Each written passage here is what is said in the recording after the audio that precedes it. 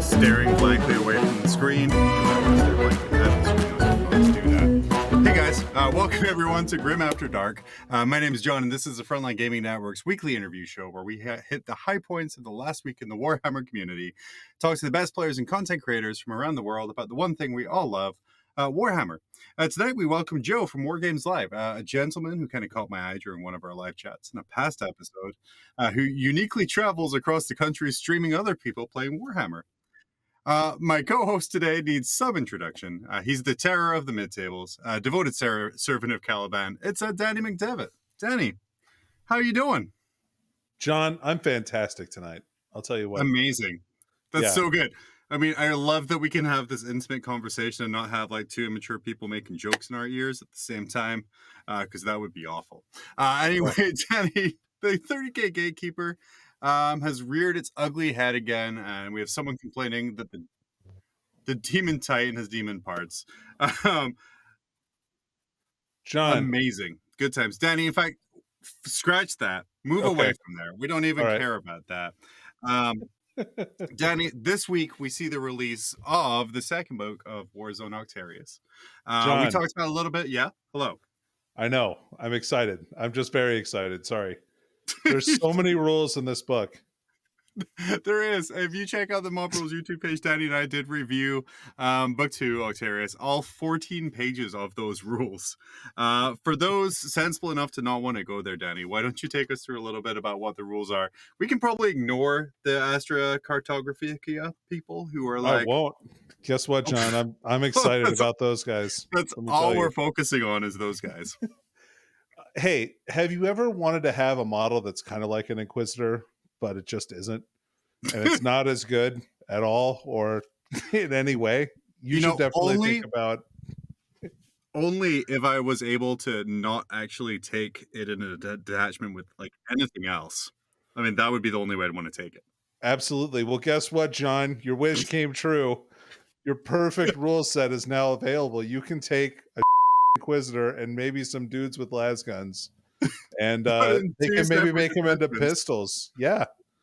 And I think that is a really great way to kind of round off our review of Warzone Octarius. There's nothing else in there that matters. Nothing else in there. If you already have orc armies, the stuff that you really like is better now. I think that's the best way to look at it. And then if you really like rogue traders and the idea of them, have fun with open play, narrative play. Tons of stuff to do there. I would not play them anywhere else. But anyway, what I really wanted to talk to you about, Danny, the 30K gatekeeper. The kind of the scourge of the hobby, shall we say, showed up again as we have someone complaining that a demon titan has demon parts. Danny, what's your take? First off, this conversion of a titan here is a beautiful conversion. I know.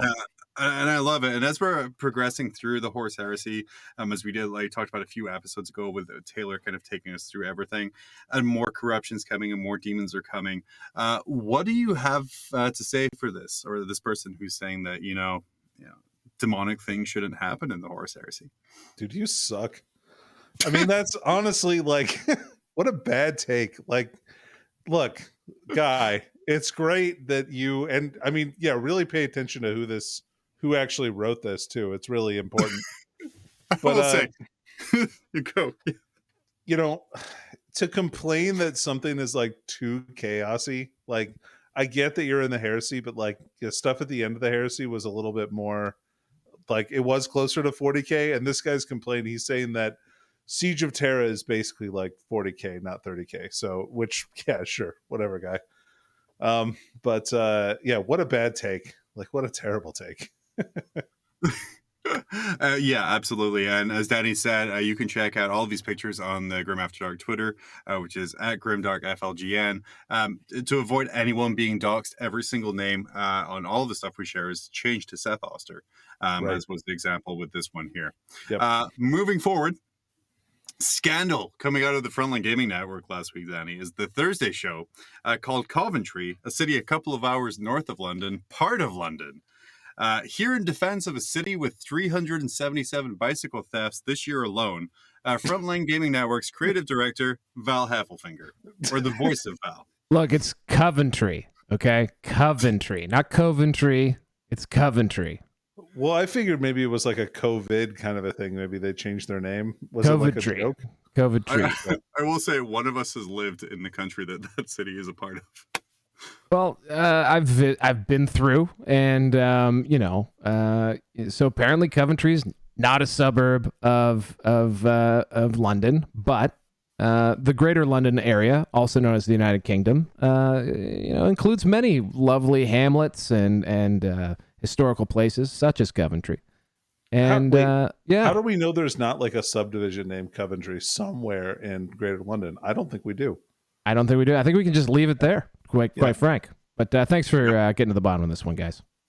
No, you're welcome. And we look forward to hearing about your tournament coverage of Northern London's Birmingham Open coming up soon. Danny, nerds are angry about things. This person here is calling for a return to simpler times. However, I think they got confused because they want to return to 2nd edition Warhammer. Danny, do you remember the simple times of fear, terror, hiding, vehicular turns?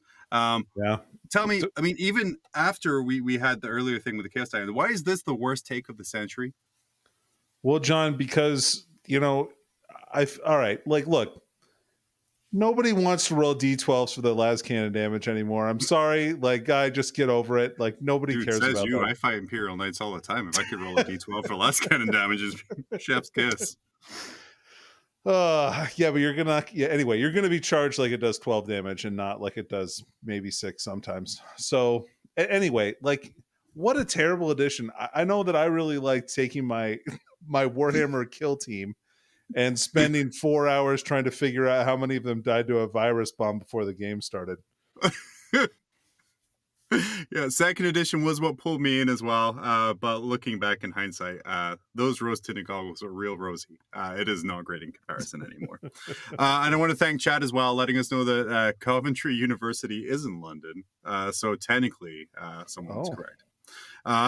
Perfect. Danny, new custodes are coming. Yeah. The book is coming out, and what better way to celebrate with an exclusive peek of a new model? Watch out, here come the puns, which I know you love, Danny. This crab stode comes out of the pot, resplendent in his gold shelmet, ready to perform a brand new scuttling dive stratagem. In a pinch, he's opened the vaults and he's going to stab you. Dude, Jesus Christ. Dude, why? What possessed you to do that? Like, of all the things you've done on this show for shock value, for humor, this is a real low point for you, I have to say. Like, mainly because I know you hate puns, but I just want to let you know, because I don't know if you got it or not, but shelmet is a pun, because instead of helmet, I said shell at the start. Oh, beautiful. Love it. Thank you, Danny. That was exactly the kind of reaction I was looking for in that one. Finally tonight, a winless man called Greg from Goonhammer has this piece of advice for a perennial loser. He's talking about ITC rankings. Worldwide, he is currently ranked 4,401 out of 10,387, where he's gotten a combined 0-13, which means the fact that this man is statistically better than most is a beacon of hope for those who just want to go have some beers, roll dice, while saying that they're in the top 50% of gamers worldwide. Again, abusing the gimmick, because we have it now. For more on this, we go to Val. Yeah, I just thought I wanted to, give some more, stats-related context to this. So of the 2,862 players in the ITC with 3 tournament appearances like Greg here, he ranks 2,842. So, he has some room for improvement, I think, on that. But that also means that there are at least 1,559 players that have scored more than him with less than 3 tournament appearances. However, of the 19 people named Greg in the ITC, he does, however, crack the top 10, finishing 8th amongst all Gregs. Shout out to Greg Chamberlain, currently pacing all Gregs in 30th overall. Yes. It's hard to read off a teleprompter, guys. You do great work. I'm glad that you... Oh, sorry. Go ahead, John. No, go, Danny. You're way more important this year. I was just going to say, I'm really glad that we were able to exercise this a petty form of revenge on someone who Val thought was talking the ITC, but actually wasn't. Like, so he did all this research. It's pretty, yeah. No, I mean, I like where his head's at. Like, I'm all down with that kind of petty shit. But like, I just wanted it on the record. Call Val out, yeah. And if you two want petty stats about your friends, I don't know why called this is out by petty. I don't know why this is petty. He's 8th amongst all Gregs in the ITC. There's absolutely nothing petty about that. That is something he can hang his hat on. It's true. He's also 2,842nd out of 2,862 players with 3 results. I mean, it's just you know, numbers don't lie here, guys. Greg might, fair. But numbers don't. And if you do have one of those, maybe that'll be like a future FLG coin benefit, is Val will create custom stats about your gameplay to make you better. You show him your coin, you're like, well, you're the 57th John to ever compete in this. Dude, that would be impressive if you were the 57th John. I mean, I'm real bad. But anyway, moving on.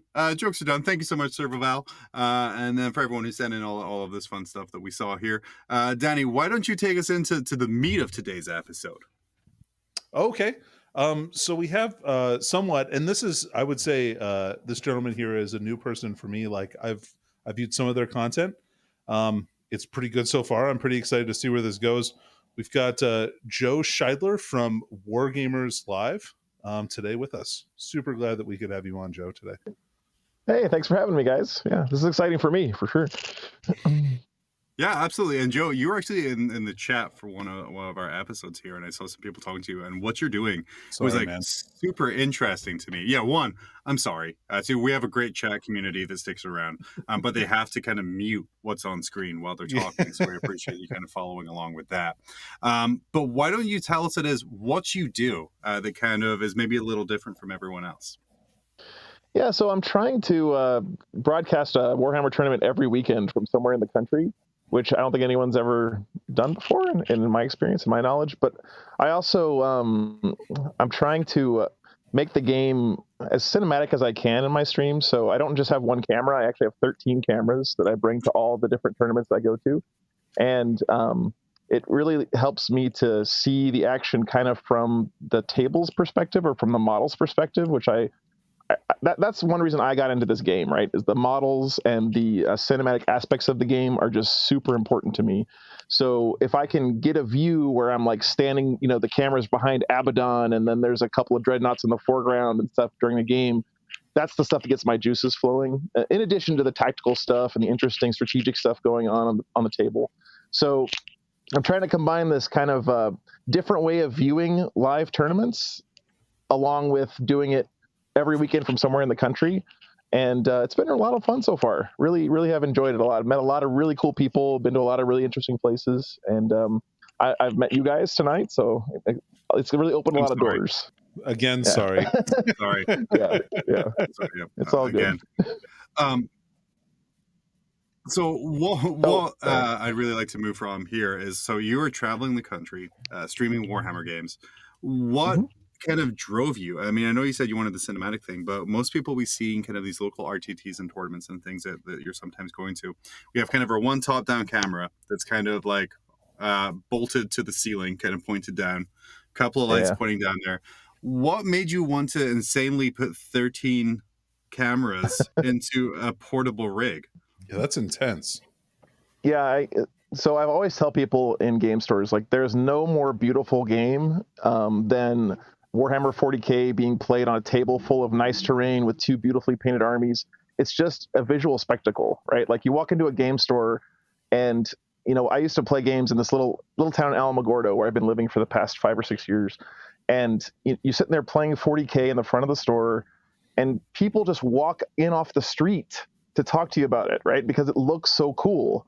And it's such a visually rich and interesting game that I wanted to communicate that in my streams, right? And also I will say that being able to look at the game from different angles helps me to follow what's going on in the game better as well. So not just, looking cool, but also understanding the state of the game better. It's hard for me sometimes to differentiate from that one top-down view, the models from the background, the terrain and stuff. So I basically wanted to create the stream content that I have been wanting to see for years. If that makes sense. Yeah, for sure. So speaking of that, what pulled you into to Warhammer? Was it kind of like the similar thing like you were talking about, where you just kind of passing and your eye kind of caught this weird table with virus bombs and vortex grenades like Danny was talking about earlier? Yeah. No, actually, I got started with Games Workshop with Hero Quest. I don't know if you guys remember Hero Quest from the 80s. Yeah, that was my kind of gateway drug for Games Workshop, because I didn't know this until much later, but apparently Hero Quest was a collaboration between Milton Bradley and GW, right? Yep. So from Hero Quest, I loved the miniatures and the furniture and everything in Hero Quest so much. I was like, man, this is so cool. And I found out that Games Workshop made this game called Advanced Hero Quest, which I got a copy of. And from there, it was mostly years of like drooling over Citadel catalogs. Because I was too poor to really afford to start playing 40K until my late 20s, basically. So there was a period in there where I really wanted to play Games Workshop games. I'd go to the store and look at people playing games back when everyone was playing on like a fake green fir grass table, right? I don't know if you guys remember that stuff, but it was just, what is that stuff? It's like AstroTurf. People just put AstroTurf down on the table and a couple of like soup cans or something for terrain. And the sad way of like generalizing where I'm from, Subbuteo pitches was what I used to play on.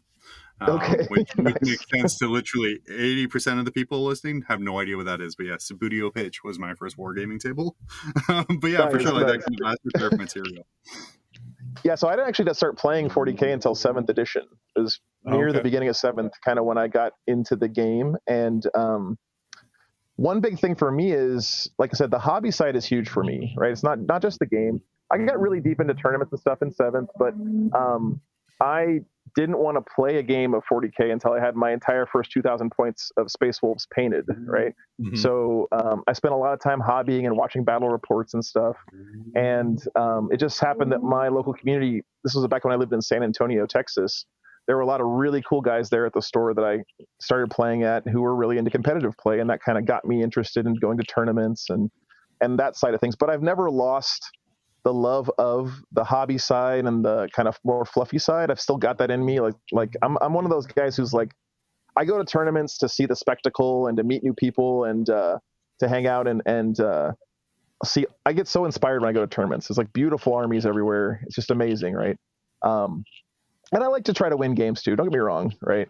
But I'm not somebody who is gonna like switch to the meta army every time a new codex drops or something. I'm ride or die Space Wolves 100%, right? Never gonna switch from that. So but yeah, it's been a great way to meet people, right? It's tough as an adult to. I was gonna say, just to get like jump on in there, like but before we go into that social aspect here, as a ride or die Space Wolves player, no matter what, no matter the meta, how does it feel kind of like kicking it in the mid tables, kind of pretty permanently there? Yeah, it's been like that for quite a while, to be honest with you. And I personally, I like that. I'm gonna be honest with you guys. Like, I would hate to have a codex because it was a little bit like this in 7th. I don't know if you guys remember Space Wolf, Thunderwolf Cavalry, Death Stars. I played that list. Okay, I'm not gonna lie, I didn't say I didn't. But walking up to a table and being the guy where it was like your opponent was like, "Oh God, I have to play this army." That didn't really feel too good to me, right? Like, and yeah, I was winning games, and I placed highly in some big tournaments and stuff, but like to me it was more important of showing up to a game and your opponent saying, okay, this is going to be cool or fun or whatever. And I feel like Space Wolves can still give that kind of game pretty consistently. So yeah. Did you go full Bargstar, Danny? I know you went full Bargstar, right? No. I had the Black Mains. I played that for a while with all the free drop pods. Yeah. I don't know, like 10 drop pods. I did that one. Yeah, it's pretty fun. No, I in my local area, I kind of independently invented the crazy Death Star, where the entire army was one unit. Right. I never went full crazy and had the Dark Angels souped in there. Yeah. I never did that, but I did have my entire army was one unit, right? It was just independent characters joining a unit of Fenrisian wolves and crazy like wound shirking shenanigans for the whole game and all that stuff. So, man, when people complain, Danny, about the state of the game right now, how quick we are to forget. Yeah, don't forget. Never forget. Never forget a bunch of wolves being shooped around a table by 2 chapter masters and a bunch of other people. It was terrible time. What you want to see. It was terrible. It was terrible. Yeah. I remember playing against flying Hive Tyrant lists, right, where they would just be flying around the table the whole game. I'd have my invisible Thunderwolf Death Star the whole game, and we just didn't interact with each other until like turn 4, where one of us had to decide to land or to split off the Death Star to like try to actually get some objectives. That was the whole game, right? It was just dumb. So the game's much better now. Perfection. Yeah. So how do you decide sort of whereabouts you're going? Because you're going around the country and you have your mobile streaming lab. How do you kind of decide where you're going and what you're doing? Yeah, the main thing for me is it has to be at least a 2-day event, because it takes me like 4 hours to set up everything and like 3 hours to tear everything down. So it's a lot of work, but it's really just based on where I am, right? Because my biggest expense is gas, and I'm not, getting paid to go to these events right now or anything. So I just try to find events that are like relatively close together, that are 2 days each, and kind of string my path, through the country by connecting those dots. And it's amazing to me that that's possible, right? Because there are events going on all the time somewhere in the country. And, you can go out there and find them. And it hasn't been a problem so far. Like I've been able to find an event just about every weekend pretty consistently. That's awesome. Yeah. Yeah. And shout outs to BCP, by the way. I couldn't do this without them. That I use their app to find all the events, and it's amazing. It's a great tool for that. Oh yeah. So, yeah. That's super cool. So what is your favorite event been so far? Oh, my favorite event. Wow, that's tough. Throw some people under the bus. It's fine. It's really... No. I mean, they've all been really cool. There's been interesting stories from a lot of them too. My favorite was probably a couple weeks ago in Westminster, Maryland. We had a tournament at a local game store, and it's like the store that we all wish we had in our hometown, kind of a place. It's really nice, lots of room for everybody. Mm-hmm. Yeah, it was Tables and Towers is the name of the place, and it's just a really cool store. The people there were super friendly. I met a lot of really interesting people there. There's a really interesting like meta over here in the East Coast that I didn't know about before I started doing this. A lot of really cool personalities here, so I really enjoyed that one a lot. But I'll be honest with you guys, they've all been great in their own way. Like I'm not. It's hard to pick, right? Because they've all been really cool. Excuse me. It's funny because like people, when I go to these events, this is like a lot of people's one big Warhammer event of the year or of the quarter or something, and I'm doing it every weekend. So it's cool to be able to kind of get that energy from people every weekend, where they're like, this is so exciting and awesome and everything. And I'm just like, okay, yeah, I agree. It's awesome. This is just my normal Saturday now, right? Which is pretty crazy. Yeah. Man, I wish Danny, that was my normal Saturday. Yeah. Danny, did you notice like a change? Because you moved areas, and obviously, Joe, you're moving around a lot week to week. Have you noticed like a lot of changes of like how game stores are, or like are they all pretty similar? Do you guys feel? Danny, I'll start with you because you've obviously just found your new home in or West Potato, Idaho. Yeah. What is kind of some of the differences you were seeing? I mean, not all game stores are created equal, obviously, right? Like some of them are very nice and some of them are not like bad or anything, just like they don't have as many amenities as some of the other ones do, or as much space for gaming and that kind of thing. So it's been an interesting journey for me, going from a store that was pretty much all gaming space to going to one that has none locally. Which is tough. Luckily, there's like a game club here, so that kind of helps things out a bit. But man, I've been to some pretty big game stores, like Great Escapes in Sacramento was pretty big. They had like a whole warehouse full of tables and stuff. But like yeah, there's definitely a lot of cool game stores that I would love to check out. They're definitely not all the same though. That's fine. And then also Danny chat calling you out. I live in Idaho and I've never seen this guy around. That's fair. And we all know statistically Idaho is a small state. I've so never you should actually have gone absolutely met outside here, everyone. John. To be fair, I've never gone outside here before. So Well, then you're not a very good host, not inviting every random person into your home to play Warhammer. yeah. Moving on here.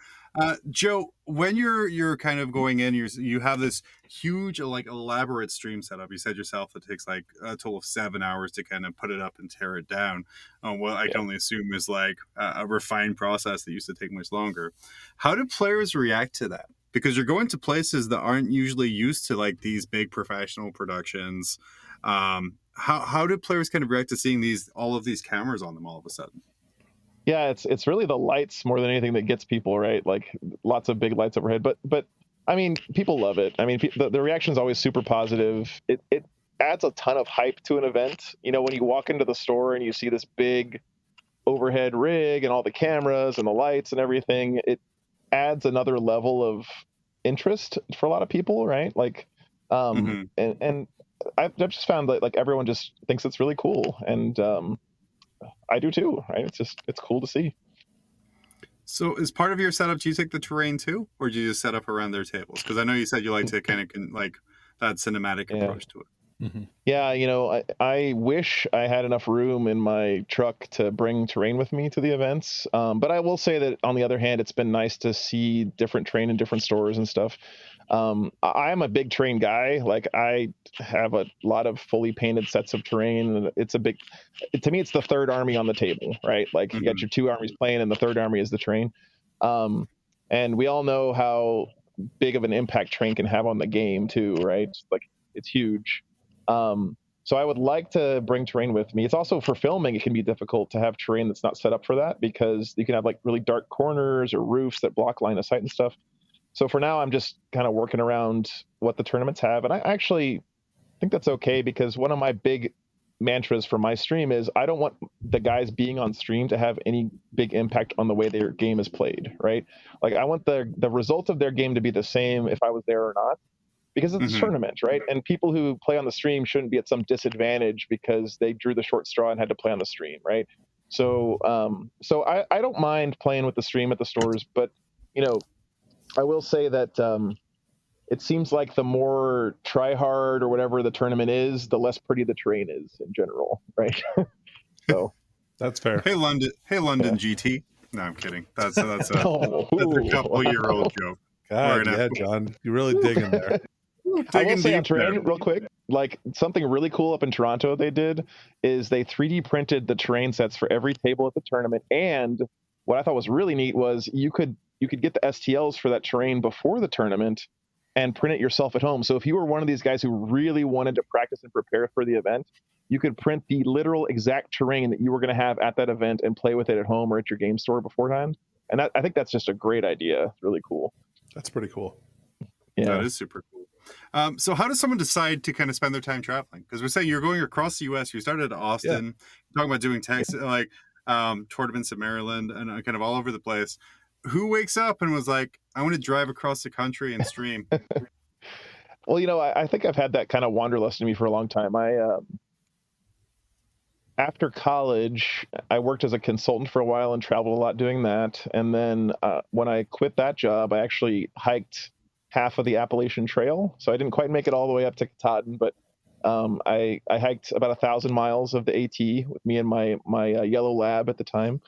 And I loved that experience so much because I just enjoy being a little bit uncomfortable. You know, I don't know if that makes sense, but like just not being in your comfort zone all the time for me is something that I need to kind of push myself.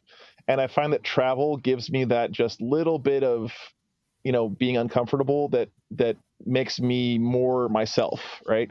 So and I also just like the stimulation constantly of seeing crazy different things. Like even you go into a grocery store in the East and the brand of generic milk is different from the brand, you know, in New Mexico or whatever, right? That stuff is just interesting, right? It makes the mundane more interesting. So the idea of figuring out a way to travel around and do what I love and share it with people was just really appealing, especially after COVID and being kind of stuck in my little tiny town in New Mexico for over a year, right? Yeah. So I spent most of that time during COVID planning this whole thing out and writing some software for it and testing cameras and all that stuff. And, you know, it really, I think, paid off because it's been pretty smooth technology-wise since the beginning, which is shocking to me. I thought there were going to be major problems and I would have lots of software bugs and stuff, but it's actually been pretty smooth so far. But yeah, I just think, you know, I'm not the kind of person who's comfortable settling down somewhere and living there for 30 years, right? That's just not me. And I used to think that was kind of like something wrong with me, but as I've gotten older, I've embraced it more. And I just think it's just the way I am, right? Mm-hmm. Yeah. Danny? I mean, yeah, it sounds like a dream to me. That'd be pretty cool to travel around and even just like you're doing your spectating, like you're providing a great service to a lot of people so that they can participate kind of, because not everyone feels safe enough to go out to tournaments and things like that. So getting to watch some people play live is pretty nice. And I think for me, like the biggest compliment is when I see someone in the chat who's like, I haven't ever been to a Warhammer tournament. I'm watching your stream because I'm thinking about going to one. And, you know, there's a couple guys who said, I'm going to go to my first tournament soon because, you know, watching your stream has inspired me to go. And to me, that's like super cool because sometimes tournaments get this bad rap for having like one or two guys who kind of make it not fun for people. But I mean, you guys know, and I know this, the vast majority of games are awesome, right? Really cool people. Yeah. Lots of fun. Yep. And I'm trying to show that on the stream as well. So like, how long can you keep this up though? I mean, I think it's crazy awesome what you're doing, and you're doing like amazing things. But like I said, just driving all around the country to different places every Saturday. Like, how long do you see you going on with this? I would like to keep doing it indefinitely, as far as I can see. Of course, you know, money is not going to allow for that right now. But hopefully, if you know things get popular enough and people are interested enough, I'm not looking to like get rich doing this. Of course, right? Nobody gets really rich in this hobby. It's a passion project for me. And I'd like to get to a point where I'm breaking even, you know, either whether that's through a combination of, you know, Patreon support or like tournament organizers kicking me some bucks for gas or whatever. Like if I can get to that point, then I'm happy doing that. Right. Like I said, the experience is so much of the paycheck for me, right? Just being able to do it, having this experience of traveling around is so valuable to me that, you know, I don't need like a 6-figure income on top of that. Right? I just want to make enough to sustain. Now, you know, if that doesn't happen, if I have to stop going on the road and stuff, I want to keep streaming tournaments, but it may end up being something where like a tournament invites me out and pays for my travel to come out and I stream it on a weekend or something. Sure. But it just depends on what the people want, right? If the people want me to keep streaming and traveling, I'm going to keep doing it. If they support me, and if they don't, then that's fine too, right? I'll keep doing it, maybe just less often. So. Yeah. So take us through this, like Danny and I here, because I heard some things you were saying.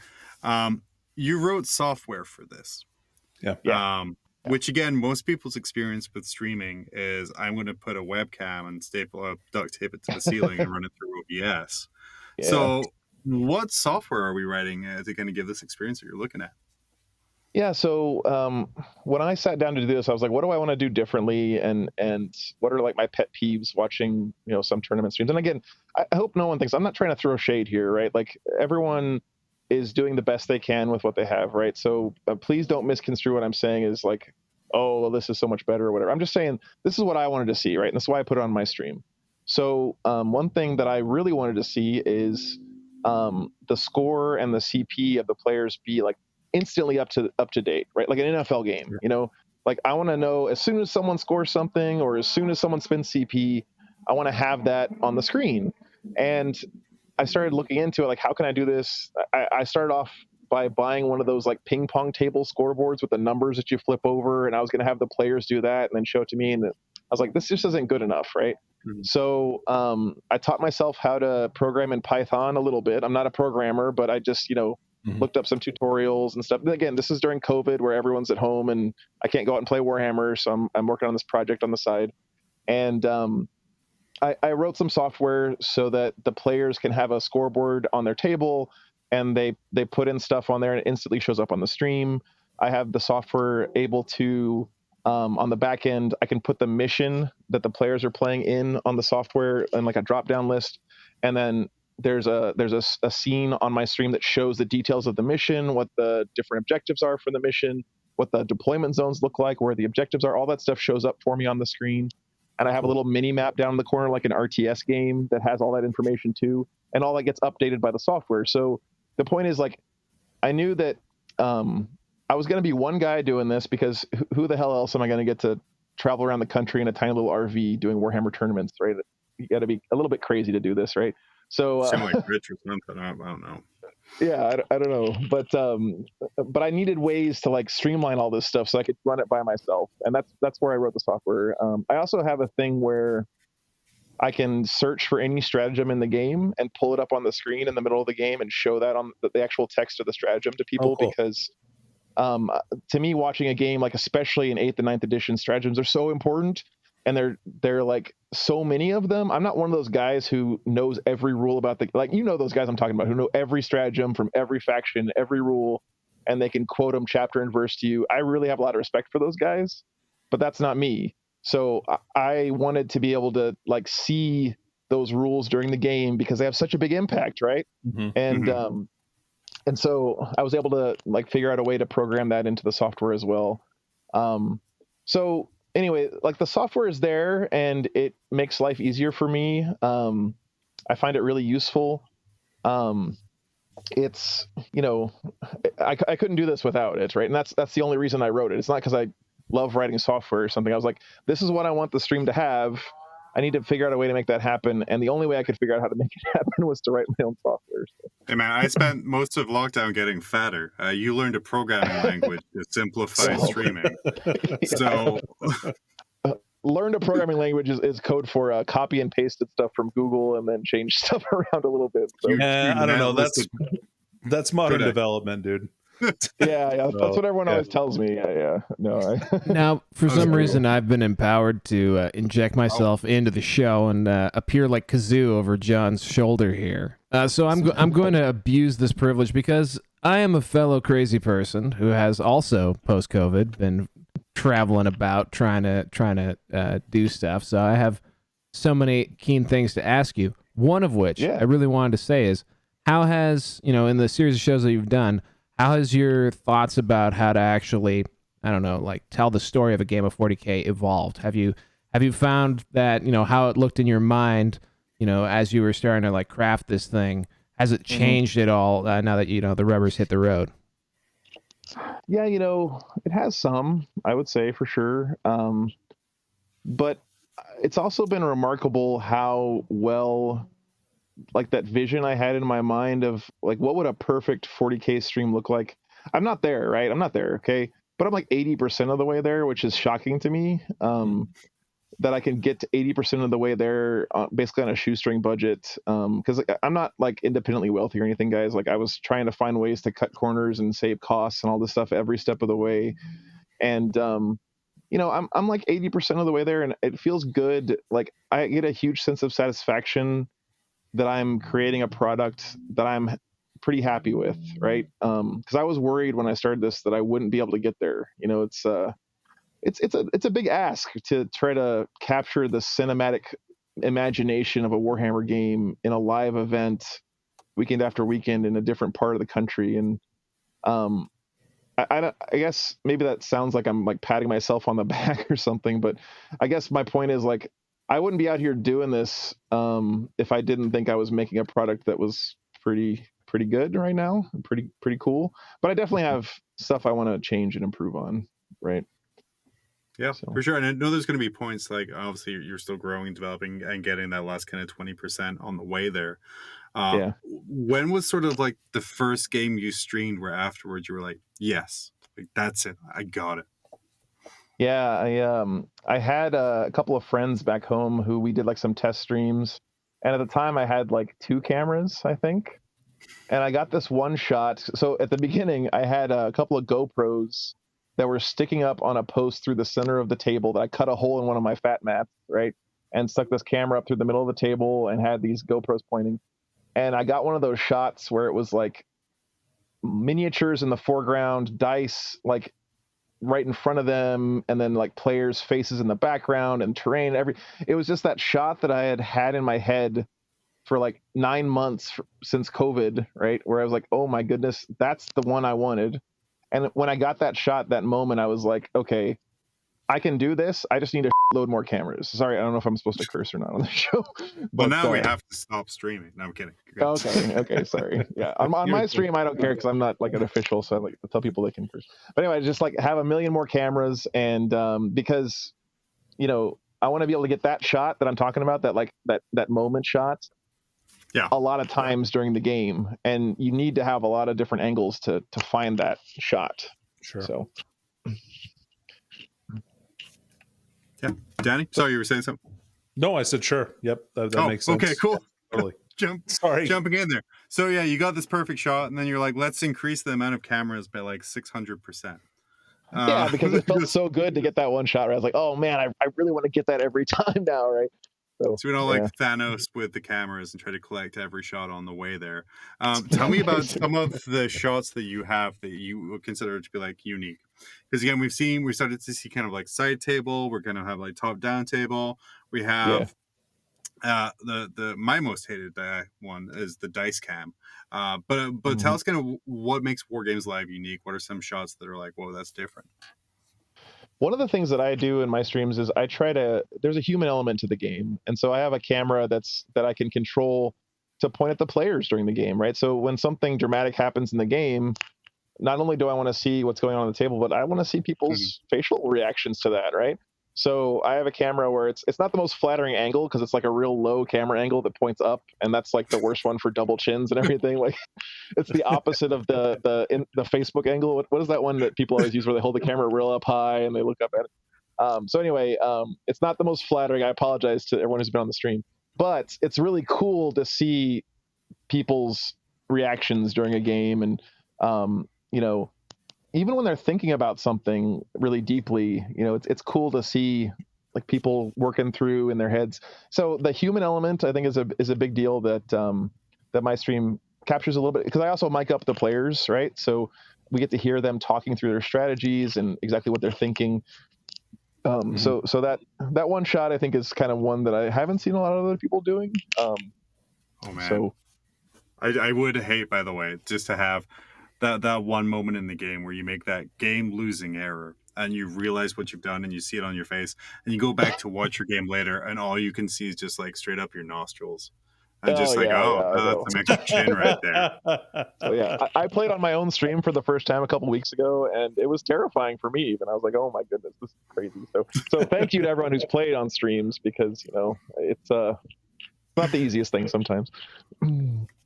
How are you finding like your connection? Because streaming can be very demanding, and especially with as complicated as yours can be. Are you finding like the places you're going are kind of generally kind of good for that, or you're getting like a lot of drops, or kind of what's going on?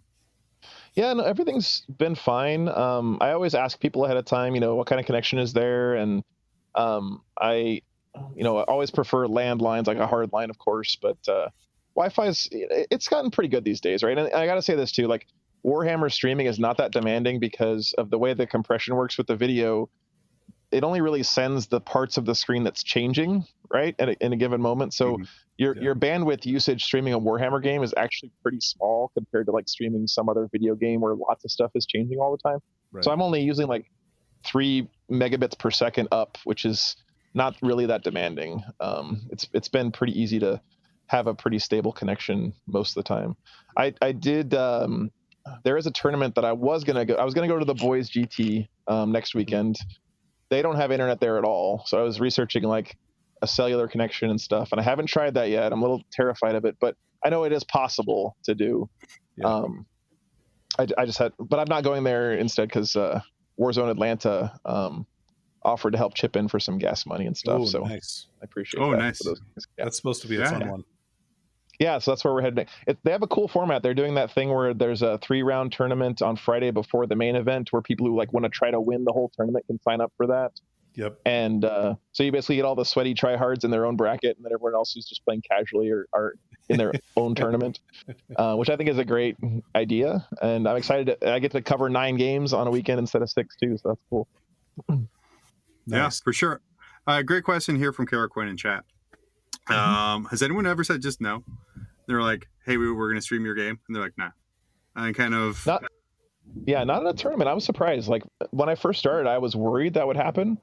But no one has ever said they don't want to be on the stream. Like, well, actually, that's not true. One person did say that in Toronto. I asked them, they didn't want to be on the stream, but it's been very uncommon. Like, that's just one thing about this community that's so great is, like, people just, they're real giving, I think, in this community as a whole. So, they're like, yeah, cool, I'll be on your stream, whatever. And yeah, everyone's been great that we've had on the stream. So as kind of a follow-up to that, Joe, like, and not asking, like, obviously, have you had to deal with any kind of blow-ups or anything like that? And obviously I don't want you to, like, name any names or anything, like, where you've had contentious games, or do you have protocol for that? I don't have like a protocol for that. No, Okay. There have been 1 or 2 games that were a little contentious. I do think that playing on the stream modifies people's behavior somewhat, right? So people are aware that they're on the stream, so they're not going to throw a big, hissy fit in the middle of a tournament when they're on the stream. But there have been some people who get heated over the game, and okay. That just goes with the territory of being at big tournaments, right? Because I go to the really big tournaments, and people really want to win those, and sometimes they get a little bit emotional about it. So that's true. Yeah, man, great question. What's on your schedule coming up? You said you're doing Warzone Atlanta. Yep. So Warzone Atlanta. So then the weekend after Warzone Atlanta, I'm hopefully going up to Minnesota. There's a 2-day event that weekend in Minneapolis. And so that one's not 100% sure yet. I'm not sure about that one yet. The weekend after that is Thanksgiving, so nothing that weekend. It's my first weekend off in about 2 months. I've been on the road doing a tournament every weekend. Wow. And then the weekend after that, there'll be a tournament in Tennessee that I'll be covering, I believe. It's not in BCP though, so it's a little bit hard to track down who's running it. But what's cool now is I'm starting to get like tips and leads from people who are watching the stream and people that I'm talking to at tournaments that are saying, hey, you should go do this one, go do that one. So that's cool. It's taken off from there. But yeah. You said as well that you mic your players, whereas kind of a lot of the other streamers coming around, they have commentators. Like I know, like on like FLGN, we have like Adam Valeri is kind of the main one. We have the GW stream where they have like Paul Murphy and Nick Donavati. Aside from the fact that you're kind of running like a solo show, what's your kind of view on player mic'd games versus commentated games? Yeah. So what I always tell people with this is, to me, first of all, I'm not as talented at commentary as those guys that you mentioned, right? And I don't even pretend to be, because I'm not as knowledgeable at the game as those guys, right? Like I feel my strength is in the production values and all that stuff. So for me, if I was to sit there and try to commentate the game, I can't, right? I don't know the depth of strategy that all these guys do. But I will say this as well. People have really responded positively to the players' mics because it's the only way that you can really know what's happening in the game moment to moment, in my opinion, right? You can be the best commentator in the world and have a super deep knowledge of the game and really, really understand it very well. But even those guys sometimes are guessing, like, I think he's rolling a save for this, or I think he's shooting at this unit now, right? I think this is what's happening. And without the mics, you just don't know, right? So I also have found that, like, the higher up you get in the tables at a tournament, the more players talk about what their intent is, right? They say, I'm going to move this guy over here so next turn I can charge this thing, and I want to stay away from the range of this thing, and blah, blah, all this stuff. And that stuff is gold to me. I love that, right? It's so fascinating hearing the thought process of these great players. And I've learned a ton from it. So for me, it's a little selfish, right? Because I don't have to talk for the whole weekend, for one thing, right? Which is nice. And but I've learned so much about 40K from listening to these really good players talk through their strategies. I just don't think there's any replacement for that for me. So yeah, that's totally fair. That's a great point. Yeah, absolutely. And I think, Danny, that's something you mentioned you noticed when you were starting to kind of play and be around better players, was the amount of talking it through and kind of like verbally saying what they were doing. is huge, which again I think is one of the reasons a lot of them are as good as they are. What do you think? So right now, 40K is in this like huge growth cycle, or in the middle of it, where it's gaining popularity. Like the licensing is getting like ridiculous. Last week we talked about the scented candles that are coming out, and kind of the plush toys. It's going huge, and then it allows us to make sex toy jokes once every 2 weeks, because that's all the style guide allows us to. What's it going to take for 40K streaming to increase in popularity? Because while we've seen kind of like this huge increase in popularity of the IP and kind of the product, what do you think it's going to take to push streaming to that level of popularity? I think some of the stuff that I'm doing, I hope will contribute to that. But I will say that like if the gold standard to me in like tabletop streaming events is Magic the Gathering. If you ever watch a Magic the Gathering tournament stream, they do some things that we don't do in the 40K community. That's awesome. Like for one thing, it's a lot easier for them to set up, 4 or 5 games and record them and stuff, so they can show games constantly. They have this like time walk thing where they show a game live, and then at the break between games, they have a recorded game that they're playing as well for people. So that it's just like constant content, which is huge. Magic also has an advantage in that the readability of what's happening is easy, because as soon as you learn the pictures of the cards, the art on the cards, you instantly recognize what's happening in the game, right? So readability in Warhammer comes down to recognizing the miniatures and where they are in the game. And to me, that's one, like I said before, one of the reasons why the camera angles are so important for just a game readability point of view is if I'm just looking top down, I can't really see what miniatures are where. But with the angles, it's a lot easier to kind of get a feel for the state of the game. And the other thing I'd say is like people want to watch for like personalities, right? They want to watch for not just armies and stuff, but they want to see people playing the game, And I think 40K is doing that a little bit now. Like the Art of War guys do a lot of this, and there's other people who are kind of putting themselves out there as personalities. But I think we could do a better job of covering the stories behind people, like talk a little bit more about how they got into the hobby and all that stuff, like in the tournament coverage, include that in the tournament coverage, that human interest stuff would help a lot of people. But I mean, honestly, at the end of the day, like people, it's tough to watch because it's like a 3-hour game, right? It's 3 hours for one game. And that's a big ask, I think, for a huge audience. Or 30 minutes for some games, depending. Yeah. True. Yep. Unfortunately, yeah. So how do you see kind of, because recently last year, there was a Kickstarter, whose name escapes me right now, but I'm sure I'm going to hear it in my ear in like 2 seconds, for like augmented reality as part of streaming and kind of putting this for that. For the rightful ruler. Thank you. Yeah. Yep. How do you see that improving? Because what you're talking about here with like the way Magic streams and being able to see and kind of pull up what unit it is. And so instead of I think that's an intercessor in there, you can actually pull that up. Where do you kind of see the future of streaming going using that kind of technology?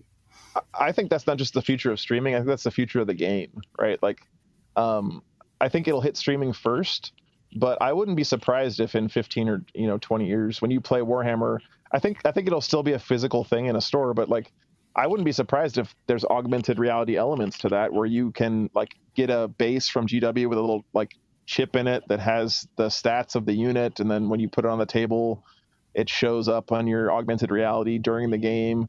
Like I think that the game might have to start going in that kind of direction to draw in people who are really focused on digital content. Because I don't know if you guys noticed, but you go to tournaments now and like the average age of people at tournaments is going up, right? We're not doing a great job of drawing young kids into the game right now. So if there was something like what's that game, the Skylanders, I think is what it is, where you buy a little like statue and then you can put it on your Wii and you get that character in the game or whatever. That's huge, right? Skylanders is huge. About other hobbies I've sunk thousands of dollars into, for sure. Yeah. So like 40K has to have some kind of element there, but I don't think it's ever going to go completely digital because, I don't know about you guys, but during COVID, I played on Tabletop Simulator quite a bit, right? To get my 40K fix. And didn't do it for me 100%, because I like going into a game store and meeting people face to face and picking up little toy soldiers and throwing dice and hearing the sounds and all the, just all that stuff. I enjoy that a lot, right? And I think that as we've gone more digital, people have started to realize the value of those in-person interactions more. Absolutely. But not younger people, right? Like young people are completely happy just chilling on the computer all the time, because that's what they've grown up with. And I think for 40K to stay relevant for younger people, and it has to, right? It has to stay relevant for young people, or else the hobby will die. They got to start bringing in some of that digital pizzazz, and I think augmented reality might be one way they can do that. So, yeah, for sure. As we wind up here, or wind down even, holy cow, I'm here, I promise. Just one thing here. You said you were 80% of the way there for what you consider to be like the perfect stream setup. What is that last 20% for you? And Val would like to know if you've copyrighted it yet. Oh, it's just so the thing is, like, when you start getting into audio visual stuff, the price range is ridiculous, right? Like, you can easily spend $300,000 on a Warhammer streaming setup if you like just bought everything. So like, to go from that last 20%, I'd like better quality cameras on all the angles, of course. Like, right now I have one 4K camera for the overhead shot. It would be nice to have more of those cameras at higher quality. I had to make a real compromise between quality and price when I was getting my camera gear. I would also like to have more mobility in my cameras, so be able to like move cameras mid-game around the table, so that I don't have to, because right now I have so many cameras for one reason, because before the game starts I have to guess where cool stuff is going to happen during the game and point my cameras at those places and then hope that cool stuff happens there during the game, right? I know you're going to be like, hey, dude, I know you were going to go up this alley, but if you could actually go this way, that would be like super primo. Yeah, exactly. It'll make my angle look better. Right. I have a couple of cameras now that I can position, and I love doing that in the game. It gives you some of my best shots, right? But it would be great if I had more of that. So if I had I have an idea for on the sides of the table, have a camera on a track, and with some kind of like ledge on top of it, so the players can't it wouldn't interfere with the players, because it would be kind of like, have you ever played at 40K on one of those like sunken tables where the play surface is a few inches below? So you could do that, and then in the wall of that thing, have a camera that can move back and forth along the edge of the board, kind of like a poker hole card cam, right? Something like that. And so I've been like thinking in my head, okay, what parts could I buy? Because again, you can buy one of those, right? You can just buy straight up a camera that does exactly that, but the thing costs like $800. I don't have $800 to spend on that, so I'm trying to figure out a way to like cobble it together from an RC airplane and a TV remote control and all this other stuff. So so that'll get me closer, right? Just being able to move cameras around during the game. And some cooler overlay stuff. Like, my audience has requested being able to see really easily who's controlling an objective in the middle of a game, like color code it somehow or something. I think that would help a lot. Kind of like the NFL's like first down marker that they have, that revolutionized football coverage. Yeah, I mean, I don't remember watching football before they had that thing, but can you imagine watching a game now without it? I mean, it's great, right? So some more stuff like that, like some augmented reality stuff for the stream. Yeah, cool. Kind of make like you're almost like a smart table, but not quite, right? Like right. Yeah. That's amazing. Well, Danny, what else do we have here for Mr. Joe? Oh man, we covered a gamut of topics, John. We talked about we had Val come in. I know Val came in. He asked questions. That's a first, by the way, Joe. Val has never asked a question. I'm honored. Yeah. So he deigned to come down and from grace us with his presence. Yeah, instead of us shouting. I wish I could be a servo skull too. By the way, I'm kind of jealous. It requires a lot of on camera. It requires a lot of restraint and tasteful application. You can't just constantly pop in and interrupt the conversation. You just got to be like a fly on the wall, and you just can't drop in and just talk or yammer on and on and on when people are trying to have a conversation. God. Every time. Yeah. Every time this one time. Yeah, every time this one time. But yeah, Danny, anything else you have for Joe here? No, that was really excellent. Thank you so much for coming on tonight, Joe. Yeah, Oh, perfect. thank Joe, you for inviting me, before- guys. Yeah. No problem. I love this conversation. I love what you're doing here, Joe. Before we wrap this up, go ahead, tell everyone where to find your stuff, where they can see your stuff, where they can support you. Because, like I said, a madman traveling the eastern coast of the United States, streaming Warhammer. If I let people know if they have a game store or a tournament they want you to be at, how do they get in contact with you for that? Yeah, absolutely. So the channel is youtube.com/wargameslive. The email is the best way to get in touch with me because I'm a little bit of a boomer. So it's joe@wargames.live. And if you really love what I'm doing and want to help, pay for gas and stuff, the Patreon is the best place to support me there. And that's patreon.com/wargameslive. So, yeah, that's it. Amazing. And if you guys are Awesome. listening to the podcast or watching the edited version on YouTube, we'll get all that stuff added to the show notes. If you're Awesome. watching live, I hope you wrote it all down. Yeah, because as we always say before every episode, make sure you're sitting here with a pen and paper to write down Right. anything. There will be a test afterwards. No, there won't be a quiz. Tyler would hate us for that. Perfect. Well, guys, Joe, thank you so much for coming on. Can't wait to Yeah, keep watching your absolutely. stuff. Thanks, guys. Danny and I will be back next week. Same bad time, same bad channel. Mhm. With a very special guest that I haven't decided yet. That's how well prepared we are at this point here. So incredibly well prepared. You've never seen people as prepared as us. Oh my gosh, it's the best. And we won't chat because you complained last week. There'll be no see you next Tuesday because it's not Tuesday. But as Danny quite rightfully pointed out, Danny and I, we will see you Monday.